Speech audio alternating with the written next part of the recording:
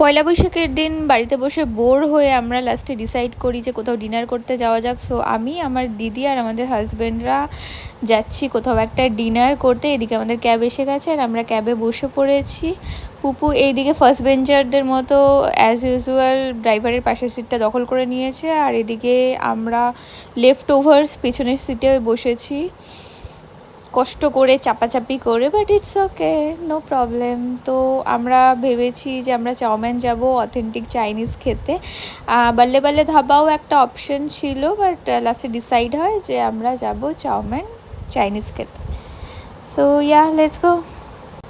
আমরা যাচ্ছি রাজা দীনেন্দ্র স্ট্রিটের আউটলেটটায়, কারণ এটাই আমাদের নিয়ারেস্ট, আর অলরেডি আমাদের অনেক লেট হয়ে গেছিলো, আমরা অনেক লেট করে বেরিয়েছিলাম। সো এটাই বেস্ট অপশান ছিল সামনে কাছের মধ্যে। তো ওখানে গিয়ে যে দৃশ্যটা দেখছি সেটা হচ্ছে এরকম, দেখুন প্রচণ্ড ভিড় বাইরে। এখানে আমার বর যাচ্ছে নাম লেখাতে। সো আই ডোন্ট নো, আমি আগেই ডিসঅ্যাপয়েন্টেড হয়ে গেছিলাম, আমি বুঝতেই পেরেছি অনেক ওয়েটিং হবে বা এখানে অনেকটা সময় লেগে যাবে। তো এই চাউমিনের সিট অ্যাভেলেবেল নেই, সো আমরা আরেকটা চাউমিনে যাচ্ছি যেটা হচ্ছে সল্টলেক সেক্টর 1-এ। দেখা যাক ওখানে সিট পাওয়া যায় কি না। So let's go. তো সেকেন্ড টাইম ক্যাব বুক করা হয়ে গেছে, আর ক্যাব আসতে 5-10 মিনিট টাইম ছিল। সো ততক্ষণ আমরা থামস আপ খেয়ে টাইমটা স্পেন্ড করছিলাম। সো আমরা আবার সেকেন্ড টাইম গাড়িতে উঠে গেছি। এবার খাবে যাচ্ছে সল্টলেকের চাউমিনে।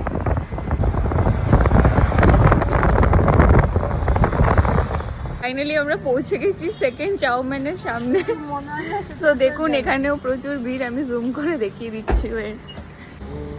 আমি জানি না এখানেও আমরা সিট পাবো কিনা বা কতটা ওয়েটিং এ হবে। সো লেটস সি কি হয়। এখানে আরো অনেক রেস্টুরেন্টস আছে পাশাপাশি সল্টলেকে। এখানে একটা কেক শপ আছে, কিছু একটা খেয়ে আমরা বাড়ি যাবো। ইয়া, লেটস সি কি হয়। মানে খিদে আটকাতে না পেরে কুকু এখন কেক শপে ঢুকে গেছে। সো লেটস সি ও কি কেনে। আমি তো খাবো না ভাই, তুই খা।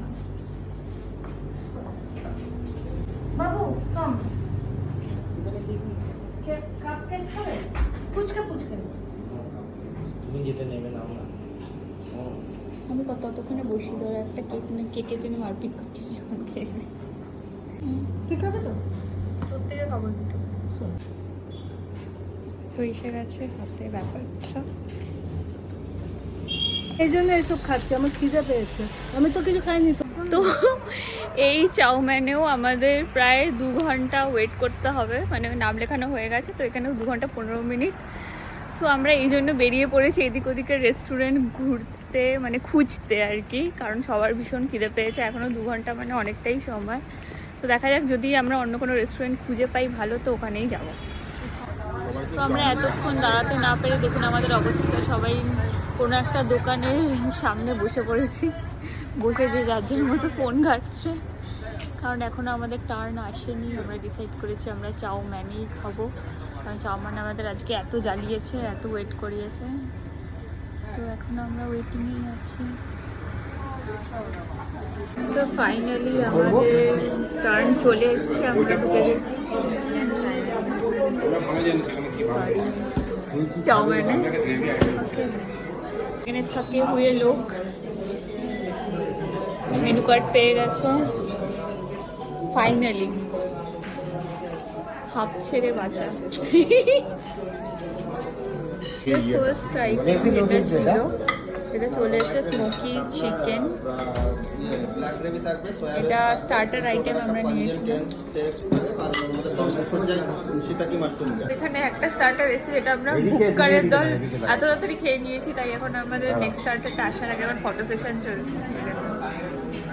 ফটো তোলা হচ্ছে না, জোর করে করবে, কারণ টাইমটা তো কাটাতে হবে। তো ইয়া, একদিন শেষ হয়ে গেছে, সেটা হচ্ছে কোরিয়ান উইংস ফ্রাই। দাদা আমাদের সার্ভ করে দিচ্ছে। আচ্ছা, এটা একটু প্লেটের সাইডে চলে গেছে।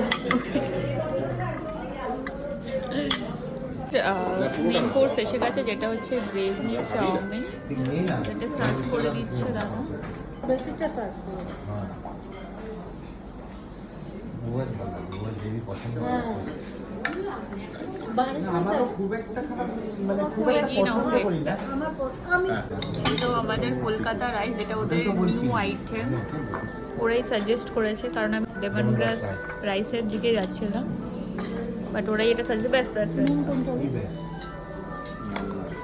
কি চিকেন উইথ আচ্ছা, চিলি এটা গার্লিক, এটা সাইড ডিশ আমাদের।